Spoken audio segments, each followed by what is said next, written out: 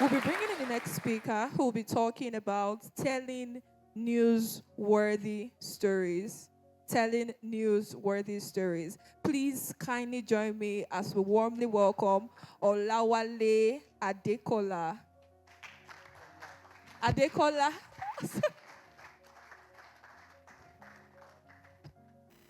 Olawale Adekola is an award-winning photojournalist and visual storyteller with over 7 years of experience crafting powerful multimedia narratives across Africa.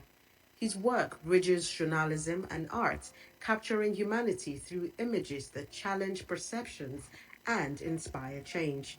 A two-time BBC Awards nominee for impactful storytelling and recipient of the 2025 CNN Storytelling for Impact Global South program. Olawale has produced impactful stories for BBC Africa, CNN, AFP, Wikipedia, and Canon. His visuals have documented Nigeria's defining moments, from national elections and social movements to cultural renaissance and everyday resilience. A graduate of Joseph Ayo Babalola University and the University College of Social Sciences in Poland, Olawale's storytelling reflects depth, empathy, and precision. His work has been recognized globally by UNESCO, Wikipedia, and the International Photography Awards, Moscow. Beyond the lens, he mentors emerging storytellers through initiatives like Mastermind Storytelling, nurturing the next generation of African visual journalists. Passionate about human centered narratives, he continues to explore stories that reveal truth, dignity, and the strength of communities often overlooked. Ladies and gentlemen, let us welcome Olawale Adekola. Thank you very much, guys. Um, Good afternoon, everyone. Um, Good afternoon, everyone. Are we all still relaxed from the lunch? Good afternoon, everyone. I'll make us dance. DJ, are you in the building?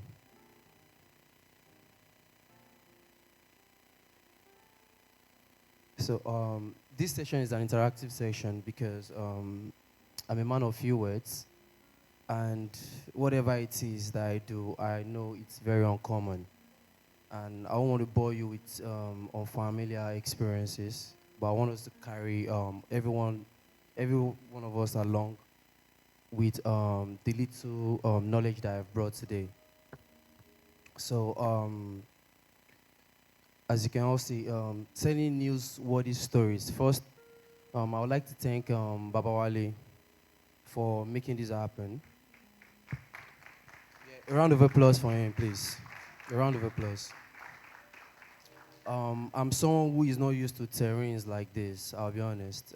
Forget about the look. Is it I'm in one dungeon or in one crime scene or in one crime zone? Or I'm telling, impactful stories in the cities. I never have time to be in front of audiences. I'm just picking it up, and Baba Wale is making this a reality, and that's why we're here today. Thank you. So telling newsworthy stories.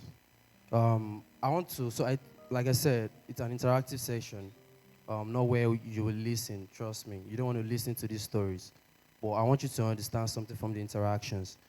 So I want as many answers as possible from the next slide. I want many answers. Who can tell me? Just take a look for about maybe 10 seconds, 15 seconds. I want as many answers as possible because we have many options. When you see this image, what do you think the story is? And this is where we start from. Telling newsworthy stories. This is actually just all you need to understand before we run through the whole session. What do you see? It's a question. And this will help you a lot once again. So I need answers. Yes. Please, who has the mic? I'll help you with mine. Thank you. Thank you very much. My name is Micah Gibbs. For me, looking at this picture, what I can see from the woman is hope. And why am I saying hope? Looking at the direction at which she's looking heavenwards. So it shows that she's somebody religious and someone that believes that regardless of the current situation right now, our tomorrow would likely be better. Thank you. I need more answers. There's so many options. More answers. Anyone? Why are we all scared? This is the photo. Okay.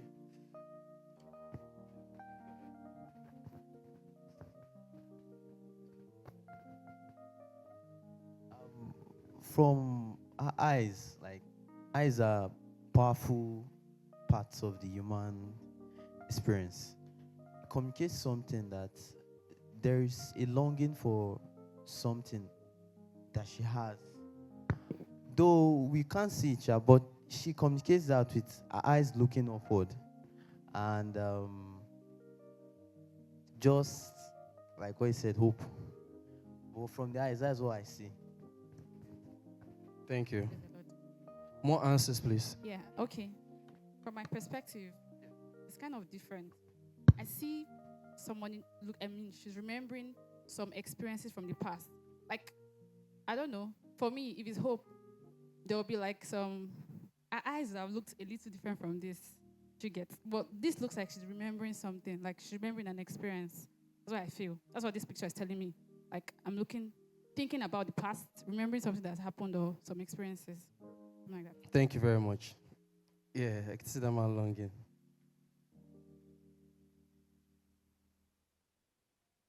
Why am I the only person seeing the opposite? I'm seeing despair there. I'm seeing somebody asking, almost singing Shaggy, why me, Lord? Like, why? Like, why? You get a person will just, some kind of things go happen. You just look up, say, God, why? That's what I see. Thank you. That's a good observation. People have not spoken on this side. All right. I think what I can see from the picture is someone longing for peace.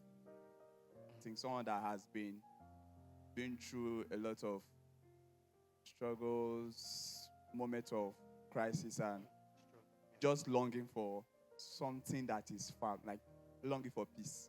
Looking at the tattoo on that face. Thank you very much. Do I have anyone? Yes. Thank you. Describable pain. Thank you very much. That's a good one. Describable pain. Wow. I like that. Well, for me, it's more like he said, this inner pain of looking for freedom, like they are boxed up in your own suffering, and there's this supposed freedom somewhere, but it's not being found. Thank you very much. One more, then we'll move to the next. Okay, I'm going to use an example of a woman selling akara. Well, everyone here was born from a woman, and many people, I've heard experiences where people talk about how their mom trained them from that particular business. And at times I've looked at my mom, maybe when you're asking for money, most of the time she's joyful. They don't tell you, oh, this is what I'm going through, this is the pain but deep down in their private, these are the things that they face. And she's looking upward like, God, how it go be? So you're literally saying resilience. Thank you. We're all correct. And I would tell you, if you're a visual storyteller, your image, because I'm more visual, your image should not say just one thing, especially when you're creating.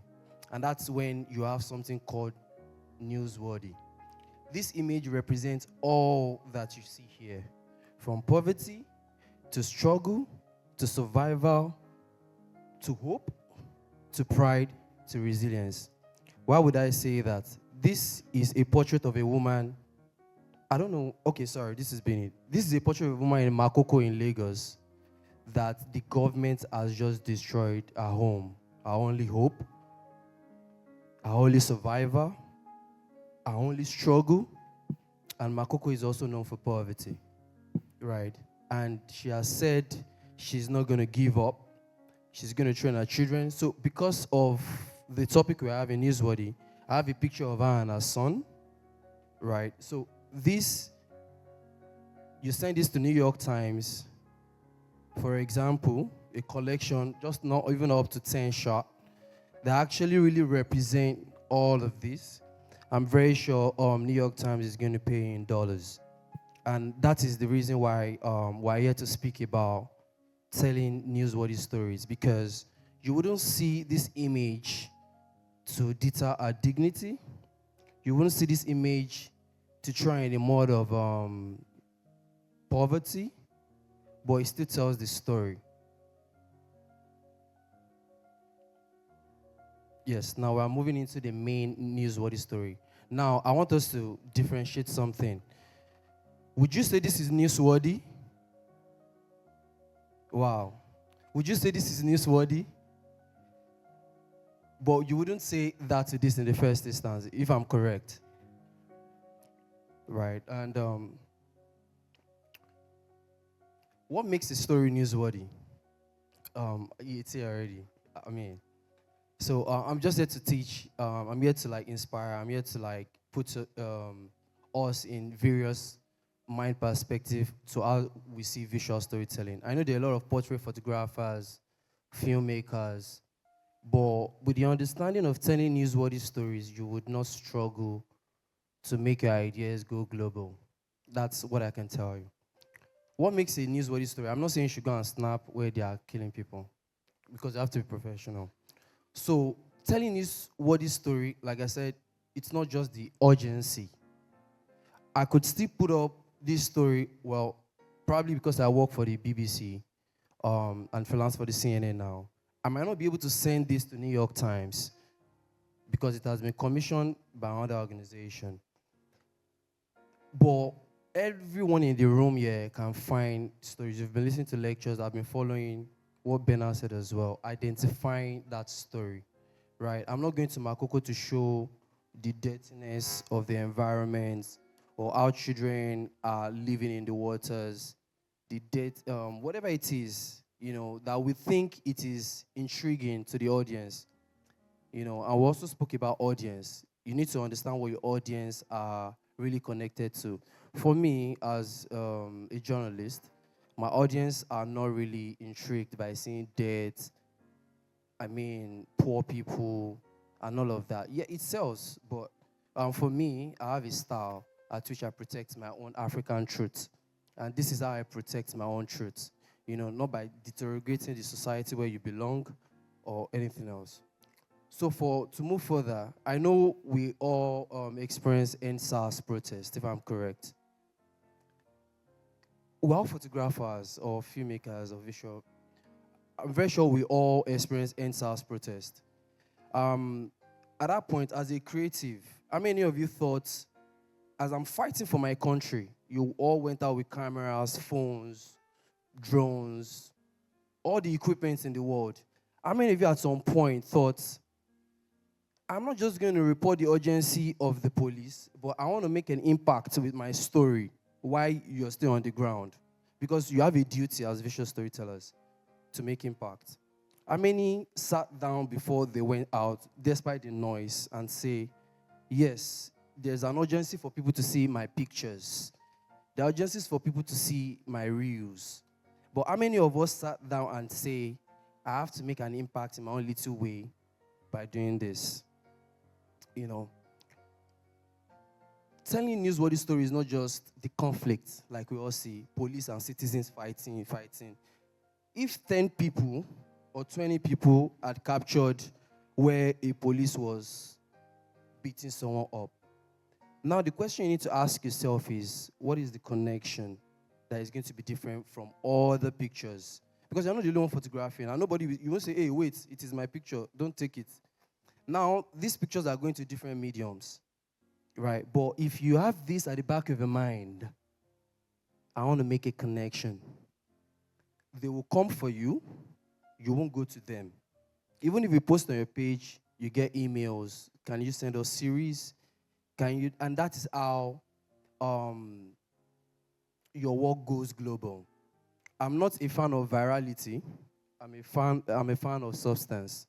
Um, and that is not just breaking the news because everyone is talking about NSAS. Everyone is talking about how they're demolishing this thing. It's trending, yes. But we are visual storytellers, authentic storytellers. People who think before they take the shot. This is the benefits of a visual storyteller telling a newsworthy story. That lasting meaning, and I will take us through it. That lasting meaning is your gateway, as a visual storyteller telling newsworthy story. So I'm not just going out to say I'm a journalist, I want to go and break the news. What am I taking away when the world moves away from the news? Lasting meaning. It must have that lasting meaning. That is why um, we are called visual storytellers.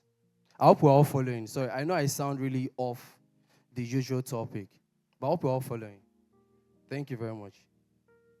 So, just to explain, this was the protest that happened in, I know maybe you heard one way or the other, in Kenya about the tax reform bill. This also was also a picture taken during the Kenya protest. And trust me, I'm not from Kenya. I'm from Lagos here in Nigeria, and I got the email. I'm just using this experience to teach us how we need to think as visual storytellers, right? Email came in, you need to be in Nairobi in the next 8 hours, and we need to be on the flight next because they sent me ticket and everything. In my mind, I started to think, how can I make an impact in an environment I do not understand? How can I make connection back to the people I'm feeding these stories? Not just going there to take pictures. Of course, I can take good pictures. I can curate. I can take any pictures and say, this is it. How do I make a lasting impact with where I'm going to? I think if you be able to be honest with yourself and answer these 3 questions, what is the impact I'm going there to make? What is the connection I want the people to feel, going into this realm? What is the lasting impact they're going to take away from it, that creates that authenticity of what it feels like? And I'm happy we were able to do, from the lasting meaning, we were able to do another African eye story, about all these incidents that happened because there was a connection as to what we're doing. Yeah. When the cameras leave, the story continues, and that takes us back to the lasting impact, right? Sorry, I'm not more of just a Nigerian journalist. I have many stories, but I need to use like a bigger context for me to open up minds of people with dreams in the room, right? I want people to understand. I'm not even going to talk about my personal story because it's a lot. It's not going to take. We're going to take the whole day if I talk about how I got to this level of creating. And I think Bernard has explained, there's some similarities were there, but I didn't go into depression whatsoever. I didn't feel so tired up. I just opened my head right from school days as a student of history.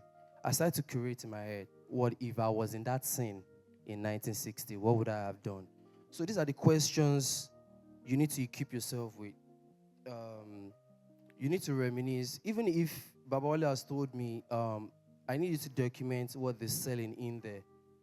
I don't need to worry. I don't need to start to say, let me go and get sharp images. I could look in there and see a young girl just staring at the people buying food. I'm like, that's my story. When you create your story along something that has connection, like we said before, it has to have strong connection. A young girl looking at adults eating, it resonates with every one of us as maybe probably adults. That growing up, going to school, probably you had about 5 naira and you had some people having about 200.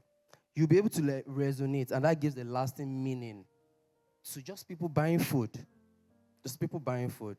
And you'll be able to relate and relate and relate and relate, and the impression goes on. So these are just some of the emotions we get on the field without being emotional yourself, telling newsworthy stories as visual storytellers. When the camera leaves, the story continues. And this affects a lot of journalists, right? Because we call something, in my organization, there's something many go through when you come back from trips like this. That's what I said. When the camera leaves, the story continues.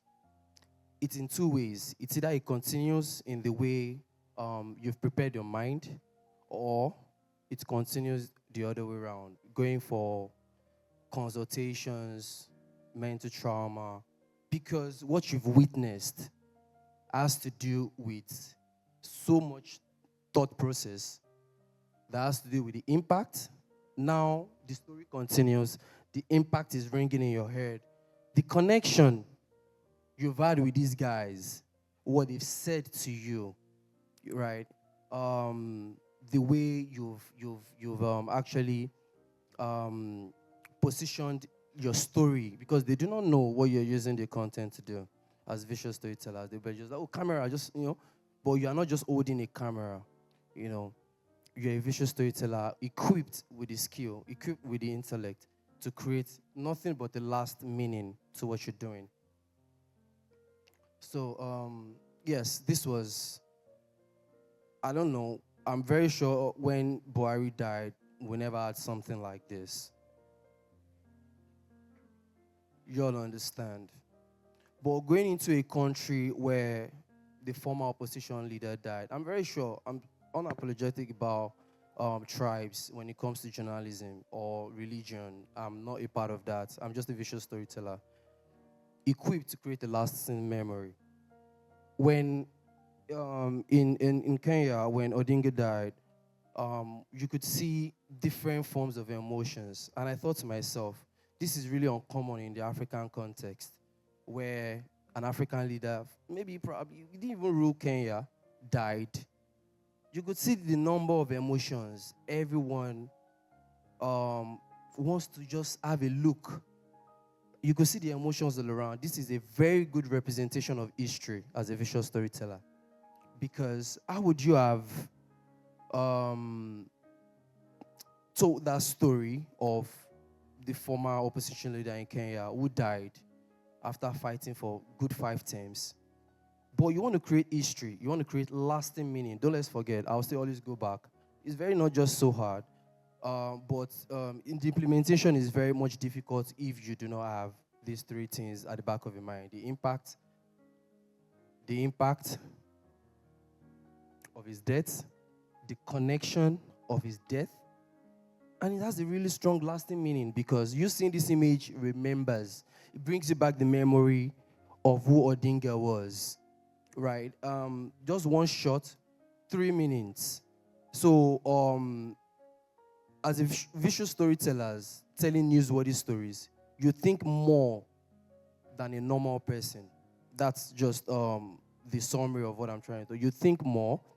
You're standing where there are crowds, grenades, guns, bullets, thieves, so many things, and you just have to be in your mind. That's why you need to prepare that when you have an idea.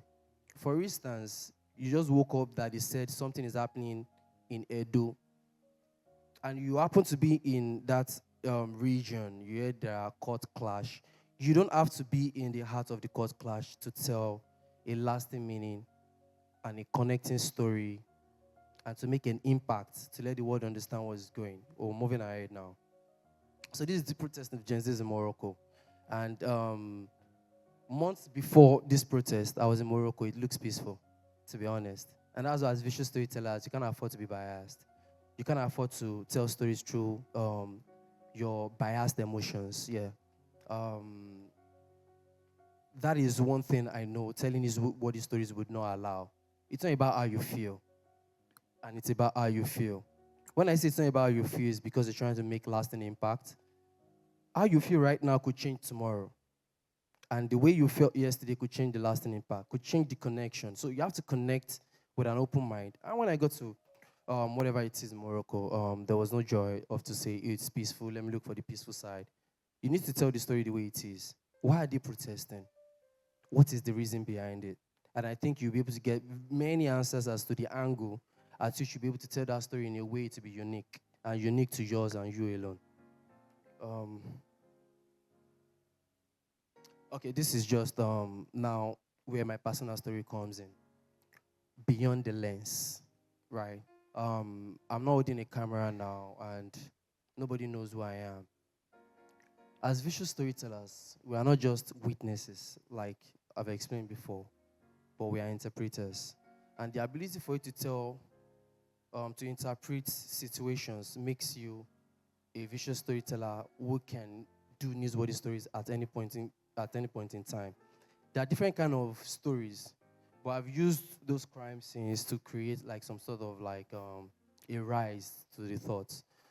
You don't have to be in the forefront of war, conflict, and everything. It's just to let you understand you need to think very fast. That's the point. There are feature stories. I know a lot of young folks that have like maybe literally trained in one way or the other who send feature stories to New York. You could send 20 times and none is accepted. Yes, good. But you have to have it at the back of your mind. You are not witnessing these stories. You are interpreting it, and your interpretation needs to be gotten. Funny thing is, once you have the first interpretation accepted, it is no going back. That is the struggle that comes with telling newsworthy stories. Because you will tell it, you know it's going to make an impact, you know it's going to have a connection, but it's not just working, right? Because you are not the only one telling that story. So you need to find that idea, that unique idea, and make it have an impact, have a very strong connection, and a lasting meaning. Every frame is a choice. And that's why we came back to this place. Every frame is a choice, right? I could remember it was being taken by the police. And I would say that in Morocco, I almost got detained twice, right? Not because of ethic or anything, just because you are trying to tell the story in a different perspective. And this is one of it. Brutalized by the police. You could see one of it. You can't tell me it's a threat. He's putting on his suit. He was coming from the office. So you follow the story. That's why I said you need to look for the impact. I saw him walking closely. Why is the guy in suit walking closely? You take the risk. Telling his what the stories. I'm not saying everyone cannot take risks, but if you know you have the environment to take that risk, as visual storytellers, knowing this shot is going to make a long-lasting impact, it's worth the risk, actually. So we'll go back to every frame is a choice. Every image carries a voice. And this is why I'll appreciate Babali for giving me the opportunity to speak here. Because I see a lot of images, everybody wants that aesthetic feel. Everybody wants to, have the trend. But telling newsworthy stories has nothing to do with all of that. It has nothing to do with how much likes he has now, but the impact is going to make in the long run. Where you stand shapes what you show. Exactly just what I said in the beginning. You saw a man walking. Now you're thinking, where do I stand to represent a long-lasting impact of what I'm about to capture? Real quick, 2 seconds, 1 second. You're thinking fast. Responsibility over neutrality. Now, this is very key, and it's called discipline. Your responsibility as a visual storyteller is to make sure your existence has a very strong meaning, and that is why you don't just go with what people are used to as a storyteller. You don't go with, I've seen something similar where police hijack people, Like I said, everyone experiences EDSARS.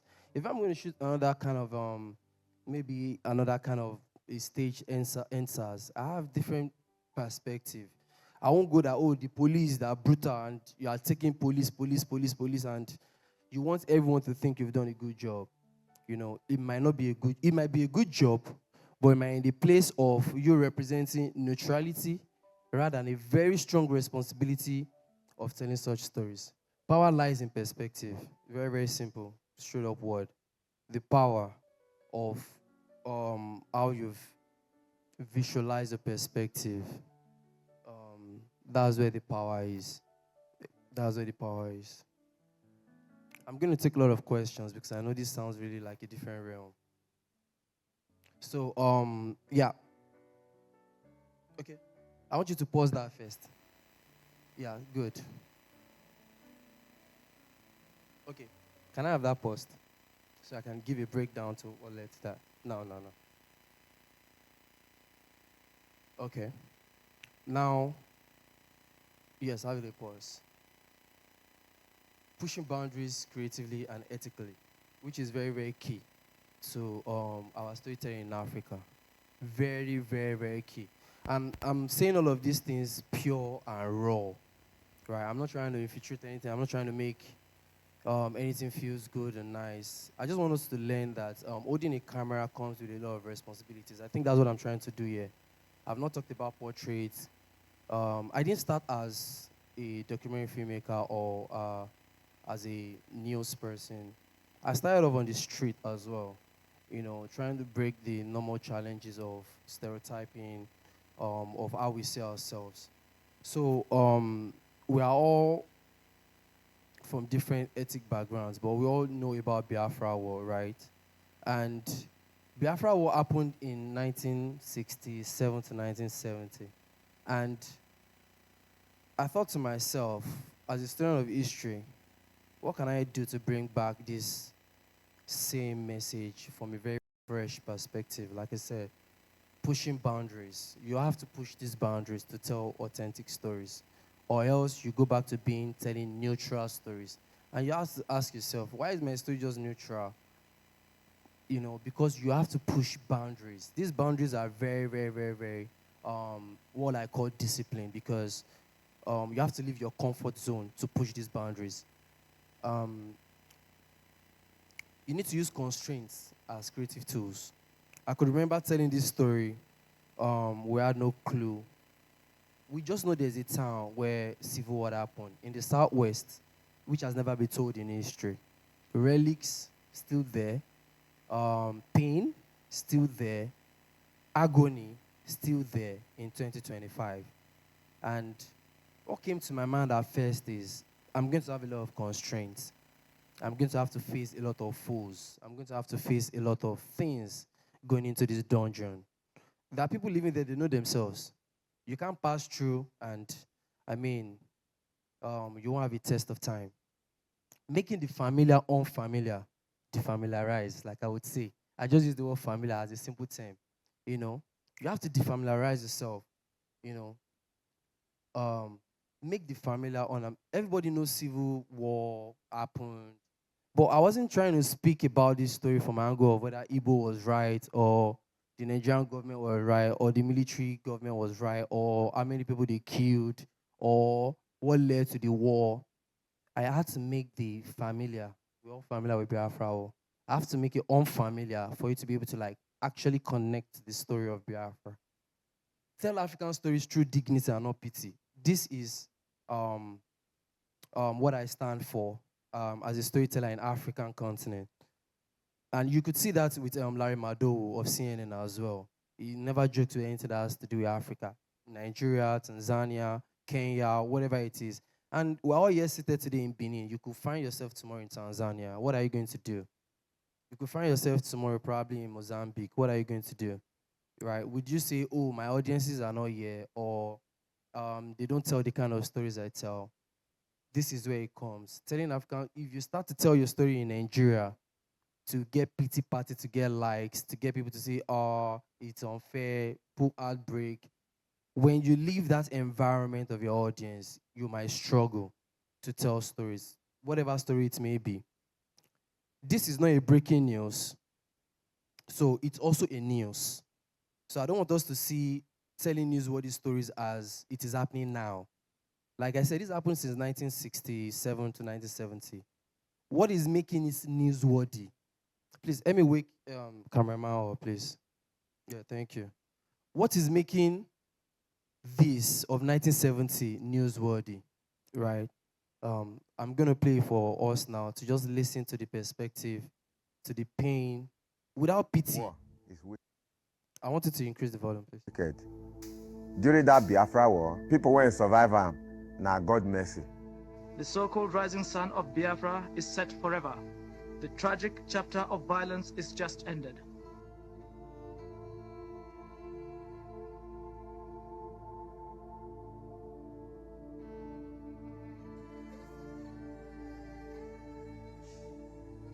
At times when we are working in the farm, especially when we are use a hose to heap, at times we meet a bone human being bone, at times skull, we don't rotted. So this war, we cannot see the war again. And we not pray to see the war again. Any place where war does they go destroy the soul of that place. And my house is even close to that Ojuku machine. I was set ablaze. I run into the bush. My father carry us go hide us for one place. We just dey bush where papa dey, not be there children there. You not even know who be who so. Biafra soldier dey. Nigeria soldier dey. Some women born for bush. They born pikin for inside bush. Some pregnant woman. If you manage get food, when you want to cook am, bullet go set you ablaze. You not go know where that food go down. Maybe you go to sleep when you go to hear order of food when they born. Now only the soldier, now they go come have mercy. God go touch their mind sometime. They help.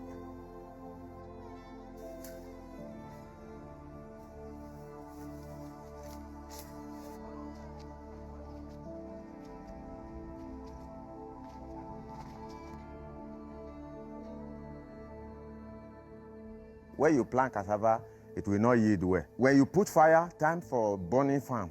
If you put fire, different thing will be exploding. A lot of bomb was dig in the ground, poison the land. A lot of bullet. If you dig some place now, you will see some bullet.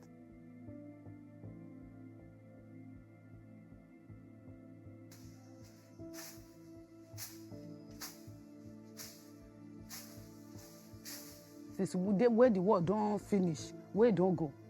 We dey suffer for here. No school, no everything. Nothing where they do for them. But that, especially that education, where are they small? Where the war don't happen finish. Now fearness, we they take go school. Now fear. Now the same fear. Now our pikin stay they go school because if they enter motor go before they go come, everybody go day road. Thank you. War. So at this point, I want to ask these questions. After 55 years, can you all relate to the story they've all said in 2025?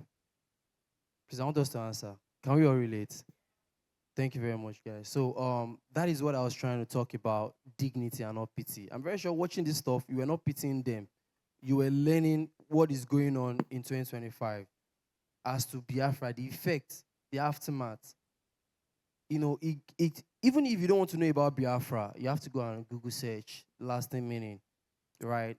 There's a connection, you know, the man talking about how their father eat them, you know, how the soldiers were helping. It's not to deteriorate, you know, talking about how soldiers even helped them during the time. You know, this really resonated with me because, and I will tell you, this project took me only about 18 hours to film and edit and make it publish. So that's what I'm saying. As visual storytellers, you have to think of the impact it's going to make, the connection, and the lasting impact. It took us about the same day in the same town because I have a fear that if I want to travel from Ondo State, the very far end of the world, there was no light, there was no security, there was nothing. But what I had was the tool, the power of storytelling. And I was able to educate the community even before I started to film. That is why, as storytellers, we need to really, it's beyond just holding cameras. It's beyond just holding cameras, and I've been trying to preach this for a long time.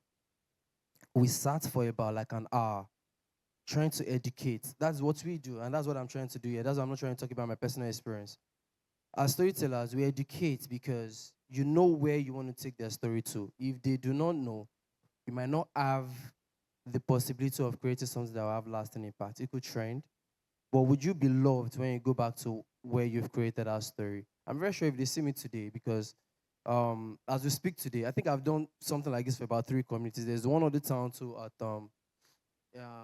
also somewhere around Ondo. They have no light for about 25 years. So these are why, as visual storytellers telling newsworthy stories, we need to research. I will keep saying it and saying it all over again: research, research, research, research. Because when you're on the field, it's really, really going to be tough to research telling newsworthy stories because everything is moving real fast, real quick, and real fast. I hope you're all enjoying. I hope we're all getting along. I hope I'm making sense. Thank you very much, guys. So we'll move to the next. Let me pause this. I will skip this because it's too how will I even say it? It's too like complicated. I didn't know the audience I was coming to meet.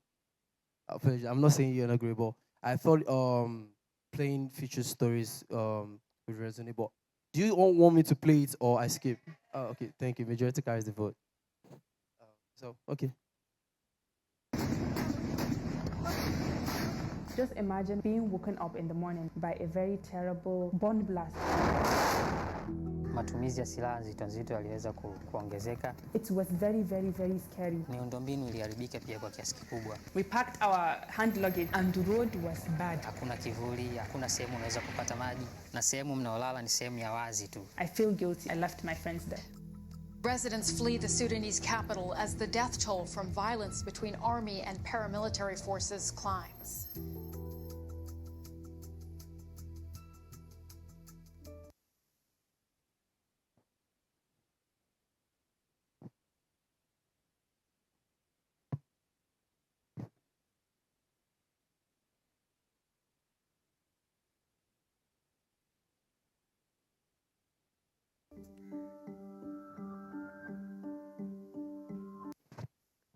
Please, while we watch, please don't watch. As you're watching, follow the heartbeat of every story and follow how facts inform.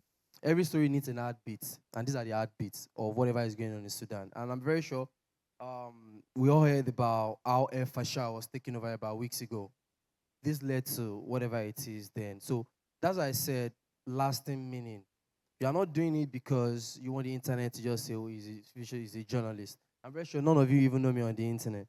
But my mission is to tell stories that's going to have lasting impact, especially on the African soil. And this is one of it. We had to find Fauzia in far north of Kano. She came back from Sudan when the conflict broke out. And, we want to just, talk about the empathy, not the sympathy of whoever she's leaving, whatever the impact of the war is having on her. It's having an impact, but we're not trying to go to the sympathy part.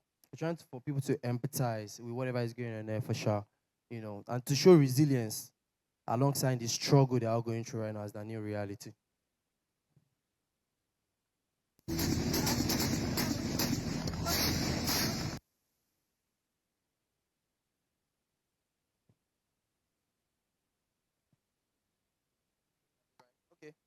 So we'll skip this. If there's enough time, we'll come back to it. Yes. The ethics of visual storytelling. I know everyone will like police. If I want to take picture, they will slap me. If you take it, they will lock me up. This picture, this was when I met Baba Wali actually. That's why I kept that photo there. He didn't know what I was doing. He just met me and we had a few conversations. But this was Edo elections last year. Yeah, last year. And for me, it was a standalone election, a by-election, one of the strongest in this our time. Edo election was one of the strongest. I know you all might not know, but we were on the front line of Edo elections. All we saw to see a new governor put in place was documented. This image, avoid exploitation and sensationalism. I was not trying to picture them as terrible guys. That's number one thing. So that's why I said your thought process needs to be really, really unbiased. Yeah, I don't really like the police. I've been detained multiple times, even forgotten the numbers. But when I'm telling a story, I forget about those emotions. I forget about the pain, about the memory. I need to make an impact. That's my assignment. That's my first call of duty. I need to make lasting impacts. I need to tell truth. especially when it comes to Africa. Those are my real core values, to challenge stereotypes subtly and visually. For instance, I've challenged normal stereotypes to see police probably extorting money or but this gives credence to exactly what happened during the elections. Why I don't know if there was violence, but then you could see I don't know if there, but you could see the two major commanders at that point in time. I think violin shaking hands. That shows solidarity. That shows unity. Not everything has to be bad, bad, bad, bad, bad, bad, bad, bad. Sometimes you dignify things without having to show the other part and still tell the right story. Okay, I need this to get paused. Now, okay. So now we're going to story that redefine newsworthy, right? I know I'm going to be complex because this is my realm. I'm sorry. I don't, this is my realm. So I will give a real quick ways we can even tell stories like this even in Nigeria. And I'll be honest with you guys, if I was not here in the first place, I'll still be telling stories like this. It might just be hard to get maybe platforms, but now that I know more, and this is why we are sharing a lot right now, is I can be reached to say I have this story. Contacts are everywhere. What is the point of you having all this if you can't share contacts and connections? But the thing is, we need to first learn how to find these stories. We need to find how to tell these stories. We need to find the ethics, the motivation to tell these stories. This was in Haiti, a country war torn by gangs, and I will tell you the process before you watch. We had about like 30 minutes to go, and we didn't even have to go through the IT government. We had to go through the Kenyan government. And as a visual storyteller, like I said, the reason why I'm here today is to equip our minds to think fast as visual storytellers. I know there are a lot of feature film um, visual storytellers here that takes about a month, 3 months. But if you want to make money, I have to like say because I feel we're only few, but we need more people so that the world can see that yes, because foreigners come into this country to tell your own stories, right? They come to Benin, now they are returning the bronze. I was expecting to see some kind of storytelling about why these bronze are being returned, why these artifacts are being returned to the Benin. What's the motive behind it? These are questions of the visual storytellers. What's the motive behind it? Why are they returning it? What's the benefit to the Nigerian government for them returning it? These are stories people want to hear. I'm not from Benin, but trust me, I'm longing to hear that story because to tell that story, I have to do deep research in Benin to understand. But if I'm resided here, if I'm resided here, I believe I'll have very strong research analogy to it. So for IT, we had about 3 hours, and I just wanted to watch for motivation, just to understand that you can create newsworthy stories in a very short space of time. You don't have to wait for 2 weeks, 1 month. Oh, he's going, he's going on international media, he's going on this. That's why these are called platforms. Your own page is also a platform, right? And you could keep telling it, they'll find you, right? You get that email that sets you, that sets you on a different race just because you've been consistent on how to tell newsworthy stories. You can't tell newsworthy story today. Tomorrow you want to do Ashake and Olamide. Next tomorrow you want to. So you have to be able to carve your niche. And I do a lot of things, and that's the reason why I'm here today. I do a lot of things apart from telling news, but something has been consistent in all of these things that I'm doing. I'm making sure I'm keep telling newsworthy stories. So if you're a feature film visual storyteller, you need to have an idea that keeps coming as your consistency, as your face, as your ethics. You'll be able to understand how to do it to a professional level where you start to earn money, where it has to grow. Khalid spoke about identifying your clients. It applies everywhere. I said, I don't want to go into personal talks because we've heard a lot. Apply all of those things to telling newsworthy stories, and you'll be able to find a way around it. You could be in your house and you are just sending a ticket to go somewhere, you film, you come back to your house, you edit in your house. The only time you have a challenge is on the field. But when you are doing it consistently, you start to understand how to do these things easy, even while on the field.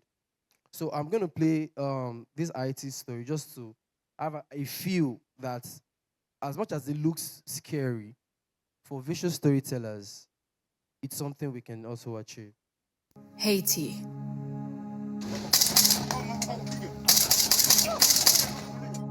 One of the most dangerous places on earth.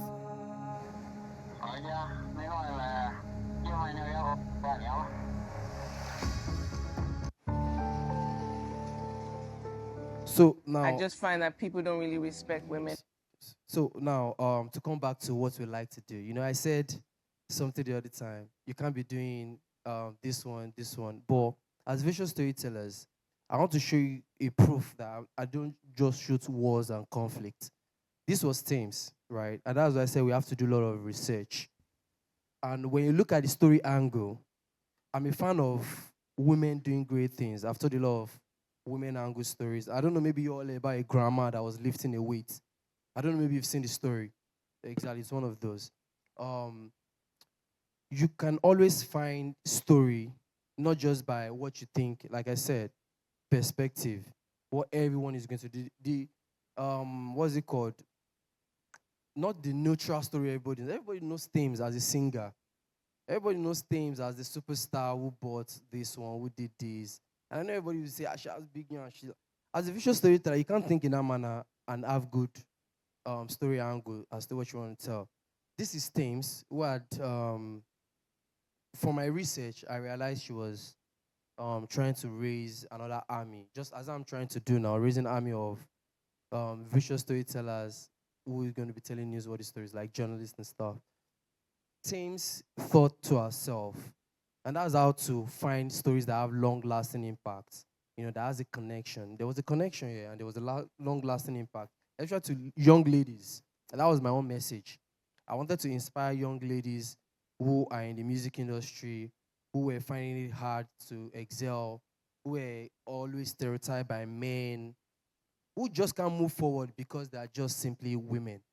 And this is what I was able to create to pass that message along, not from my own mouth, from the mouth of someone who is carrying the mantle. A law in the industry. It was difficult to find people to take me seriously, but it didn't mean that I stopped. I just kept on going. Personally, I've always wanted to redefine this perspective that women have of themselves.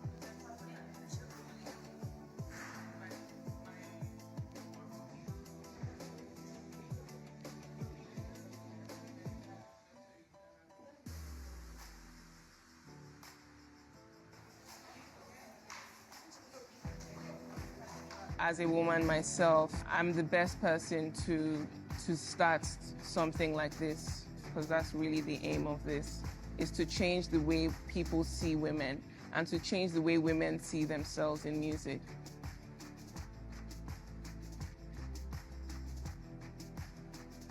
For me, it's not just artists, it's also producers, it's also audio engineers, it's instrumentalists, guitarists, pianists, drummers, it's music, it's managers, it's people that are interested in managing other women.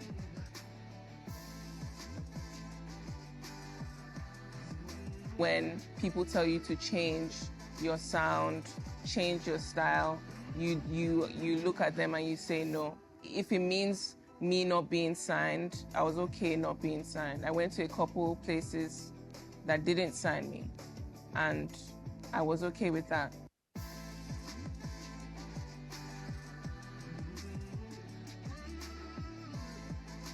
Like any other football fan, in Nigeria, football is a whole thing. I never imagined myself owning or being. So the message I want to bring out from the team stories, everyone knows her as a superstar. I'm very sure every one of us in this room do not know her beyond just singing and featuring Wizkid and all of those. But there's something more. And that's what I want to bring out from this. I'm not just playing you guys reels. I want you guys to see that. Can I even think? And let's say I just say, okay, take this is Tim's contact. What do you, as a visual storyteller, do you just want to shoot a normal neutral reel today in the life of Thames, right? And this is the reason why we're having this topic, telling newsworthy stories. Your stories need to be like really, really, really strong. You need to actually really find that really strong angle. Thames was a celebrity. I don't know anything. I don't have fame. I don't have whatever it takes. But the moment, as a visual storyteller who understands your research, when I walked up and I spoke with the crew, I she even asked me, how did I find out? And that's one thing. As visual storyteller, you can't go with the neutrality of what you think people know. She said, how did I find out she was going to run something like this? I said, I'm a journalist, I'm a visual storyteller. I found out. And she smiled.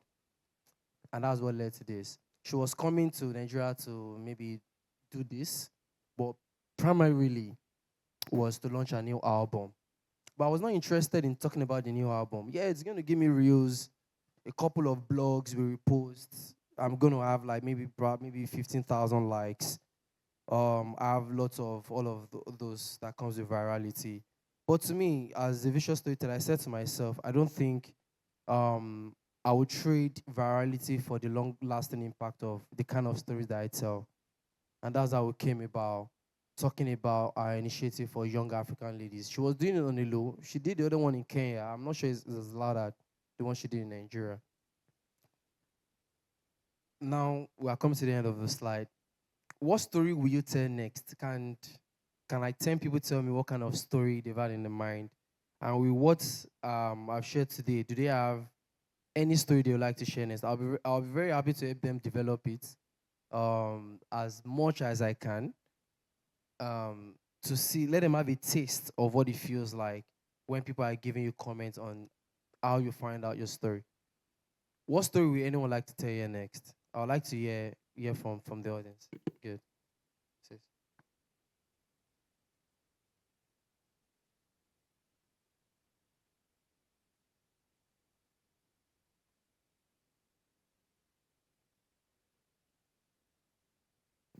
Okay, one story I'm very passionate about as a young person who had to figure out life by myself from a very young age, say like 17, 18, is hearing from other young people and just trying to understand their process, to see how they're able to pick up themselves and figure out life. So I've always been very passionate about having young people around me and wanting to tell that story from.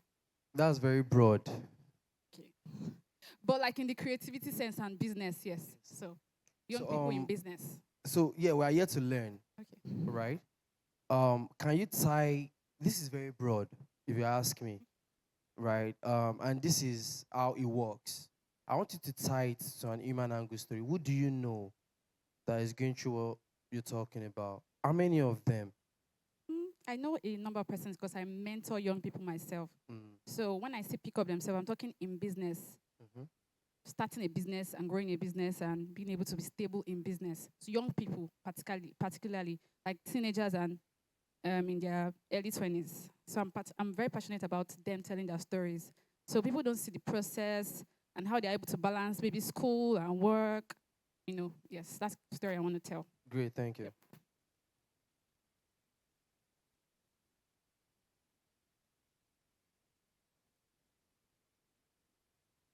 Sorry, ladies first. Okay, so I had two stories in mind recently. I live in Ipoba Hill, as is, if you know where that is. And recently they've been there's an ongoing project of they are trying to create a flyover here. So and it has had psychological and mental effect on me. Like the hold up there is draining. You can spend 2 hours there. And I've also thought of like how would it be for the traders that are there, like their businesses and how it's been going for them. So that's my first story. And I've been trying to create the lineup and everything. So the second story is talking about my background, how I grew up, how I started up as a child, the effect of living in a single with a single parent and the family I grew up in. So that's the two stories I had in mind. I mean, those are two great stories. And before I finish, right, there are many. I think was it Bernard or Kali that said those stories that you think is a global story, just what you said about your personal experience, it's a global story. And this is why I said all of these things, to understand that global stories comes from the local places, right? I could have played a lot of videos, but I don't want to just buzz, keep playing story. That's why I showed the first frame. That was a global story from the art of Makoko, as everybody knows. It's a global story. I don't have to go speak to the US consul before I know I'm telling a global story. That's a global story, well accepted. Good choice. And if you need help in constructing and making it much more productive, I'm always open. Any more ideas? I think that's what mine has to go through. Go my flight. Yeah, okay. Wait, oh, that's the end actually. Yeah, yeah. Just question. Yeah. Okay. I would love if you could tell a story on mental disorder. Families where they had somebody who lost their mind and left the house. The trauma it had on them, and just the journey, that kind. Because you see many mentally unstable people on the road, and like, where are you coming from? That, like, where they are coming from. Just tell their story to where they got to. That kind of. So telling a newsworthy story, like let's educate us. Telling a newsworthy story, that's also broad, right? It's a very good, sensitive topic, but telling a newsworthy story needs to be. I know you all enjoyed watching Foriko. I didn't say this town. I spoke from the perspective of the people themselves. Okay. Yes. So I can like relate it to news. So let me use an example. If you're coming from Aba is like What impact does this have on mental? Yeah. What impact does it have? okay, they're littering. Like, it sounds weird, but like they're everywhere. If you go to Aba, if you're coming back, like you literally see mad people, even in Akwa Ibom. So their stories, like it's almost as if they go and dump them there. So, I that's a very good topic, right? But what I'm saying, the impact is it that on that same route there's a lot of criminal activities going on there, Yeah, or and have you been able to confirm these people are the one who sell this drug? Do you have like a statement or someone who is willing to speak to you that this is what we do, even if they will be off camera? Do you? I know, not yet, but I'm just saying it's a story. So in case you want to look out, Yeah, I'm already yeah, putting you in the line. So if you can get all this, that's why I said you can't get there. Not when you're in the front of their crowd, not when you're in their midst. You're not asking that, can I find, you put yourself in trouble. There are questions that needs to be answered. You go in there, oh, can I speak to, you've already have your fixer or something, someone you're talking to. You said you pass along that side. Take a moment to stop. You're not filming. Ask a few questions. Is there anybody that has been robbed along this side? Yes, there's one uncle there.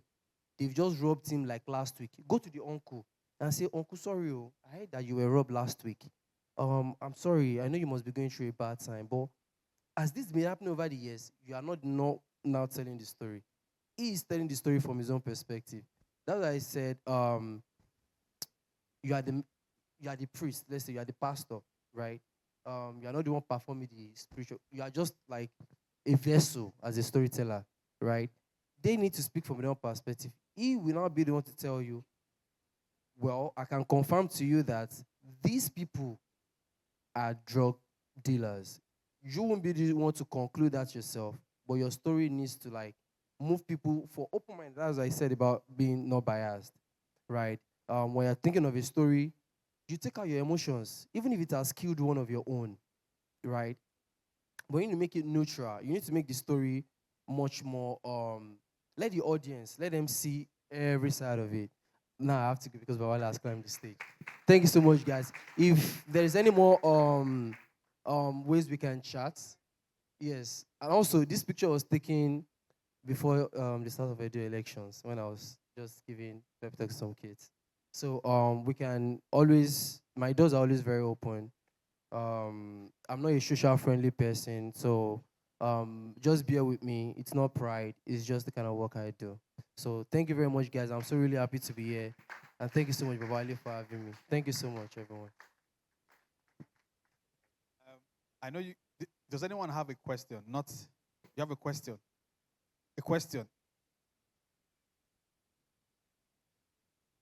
I need to breathe in because of time. Okay, let's do a 5 minutes quick 5 minutes. They need to change over to NEPA or to BEDC. And please, can we tell Megison if he's ready? Okay. Okay, please. Thank you, sir. So put on your phones again. Put on your phones again.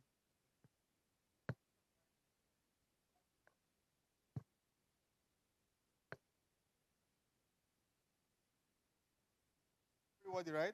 Exactly. Story worthy, right?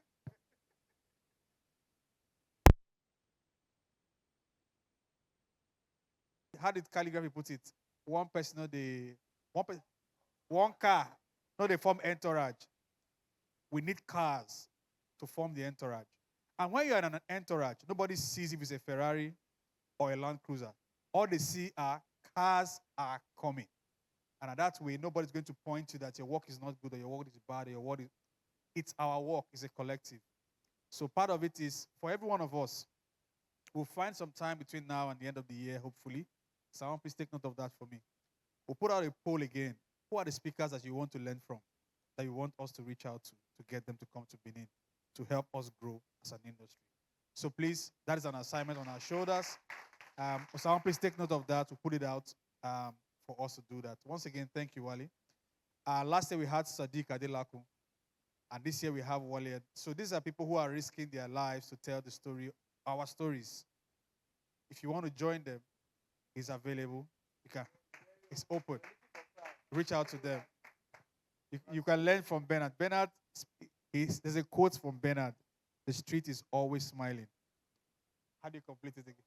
It's always posing, looking for you to make that picture. And I can echo it over and over again. I learned it from him. If you can see it, photograph it. If you can see it, photograph it. I learned that one. I don't forget, I put my back pocket.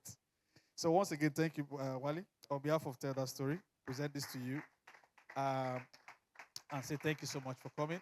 I really appreciate you. Thank you so much. Thank you.